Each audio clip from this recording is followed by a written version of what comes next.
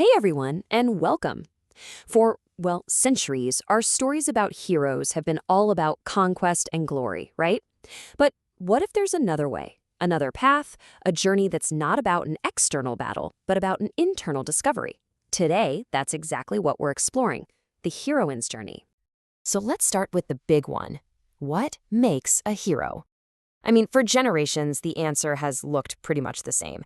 You know the drill. There are dragons to slay, enchanted swords to pull from stones, and a lone figure battling against impossible odds. But is conquest really the only way to define heroism?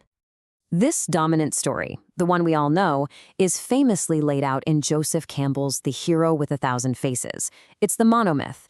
A hero ventures out, defeats some great evil, and comes back with a prize that saves his community. And look, it's an incredible framework for sure, but it's not the only story. It actually overlooks a parallel story, one that might be even older. And that's because there's a missing piece here, a whole other narrative that runs alongside the heroes, one that's just as ancient and, you could argue, even more fundamental to how we really understand ourselves and our place in the world. This quote by Valerie Estelle Frankel just nails it. The men might have written, but the women told. This gets right to the heart of that other narrative. You see, while all these epic poems were being written down, a totally different storytelling tradition was thriving around the hearthfire. These were stories passed from woman to woman, from mother to daughter, for generations. And these tales weren't about going out and conquering something. Nope. They were what you'd call psychological learning tales, often tied to rites of passage. They taught kids not how to grab a magic sword, but how to get by in the world with cleverness, with patience, and with what the source calls smaller magics. You know, that deep power you can find in everyday actions and your own inner strength. And all of this leads us to a fundamentally different kind of quest. It's not about conquering the world out there. It's about integrating the world in here. The goal isn't to win a throne. It's to achieve wholeness. And right here, the differences just pop. The hero's journey, it's a straight line. Go out, fight the battle, win the prize. But the heroine's journey is more like a spiral. It's a journey of intuition and creation. Instead of battling some dark lord, she has to practice patience. The prize isn't an external kingdom, it's internal wholeness. It's a whole different ballgame. So a huge part of this inner journey is what psychologists call integrating the animus, which is basically the unconscious masculine qualities inside a woman.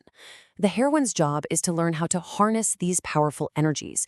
She transforms that raw, brutish force into thoughtful initiative, and then she shapes that into structure and order. And finally, she matures it into real, deep wisdom. See, she's not defeating these things, she's mastering them within herself. All this inner work builds up to one of the most crucial and honestly most misunderstood parts of the journey, the descent into darkness.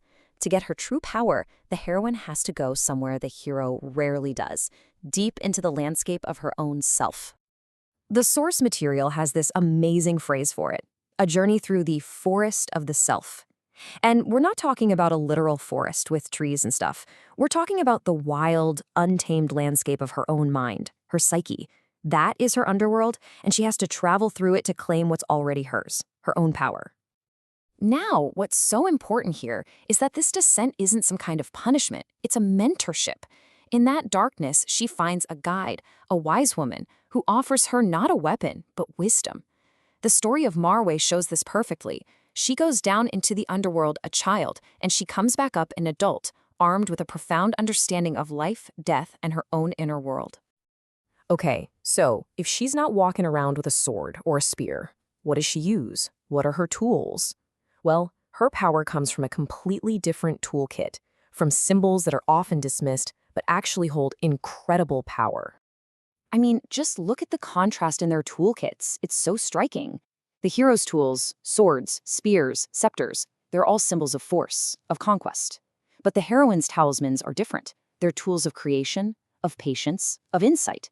She has a mirror for self-reflection, keys to unlock mysteries, and things like the loom and the spindle, which are powerful metaphors for creation itself. Let's just talk about weaving for a second, because it's so important. In countless myths, weaving is how women, who were often denied a public voice, told their stories and literally shaped their world. Just think about Eliza from the Wild Swans, who silently weaves coats from stinging nettles to break the curse on her brothers. Her power isn't in fighting or shouting. It's in her patient, painful, creative act. It's this profound statement that what you create can be so much more powerful than what you destroy. And this creative power becomes absolutely essential for the psychological climax of her journey. This is where the heroine faces her greatest enemy, which isn't some monster out there, but a part of herself she's been hiding from. The psychologist Carl Jung called this the shadow. And it's basically all the parts of ourselves we don't like. The jealousy, the anger, the ambition, all the stuff we push down and pretend isn't there. And because it's so hard to face it in ourselves, we often see it in someone else. We project it. And in these stories, that projection almost always takes the form of another woman. And that, right there, is where the evil stepmother or the witch queen comes from. She isn't just some random villain they dreamed up. She is the heroine's own ambition, her jealousy, her desire for power, all the unladylike things she was taught to suppress, suddenly given a face and a voice. The witch queen is the heroine's own potential for darkness, staring right back at her. And this might be the most critical difference of all. The hero slays the dragon. But the heroine, she has to embrace her shadow. She has to look at that queen's rage and ambition and power and recognize it inside herself. She has to understand it and then integrate it. The goal isn't to kill the witch. The goal is to become a whole, balanced person who isn't afraid of her own complexity. This incredible act of integration leads to the final goal of the journey, but it's an end that isn't really an ending. It's a transformation into a totally new state of being, one that completely redefines what victory even means. You see, the journey is a cycle, and it's perfectly represented by that triple goddess archetype of the maiden, the mother, and the crone. The heroine starts as the maiden, full of potential. She grows into the mother, a creator and a nurturer. And then finally, she becomes the crone. And that's not some figure of decay. She's the wise woman, the one who holds the mysteries of life and death. It is not an ending, but a regenerative spiral. As one life ends, another begins, and on and on. That just says it all, doesn't it?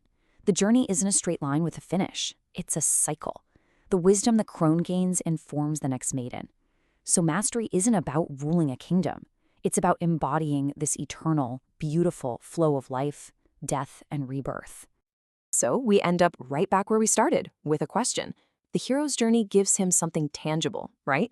He wins a crown or a kingdom. But what about the heroine? After all of that, what is the ultimate prize for a journey into the deepest, darkest, and most powerful parts of your own self? Maybe, just maybe, it's something a sword could never win and a kingdom could never contain.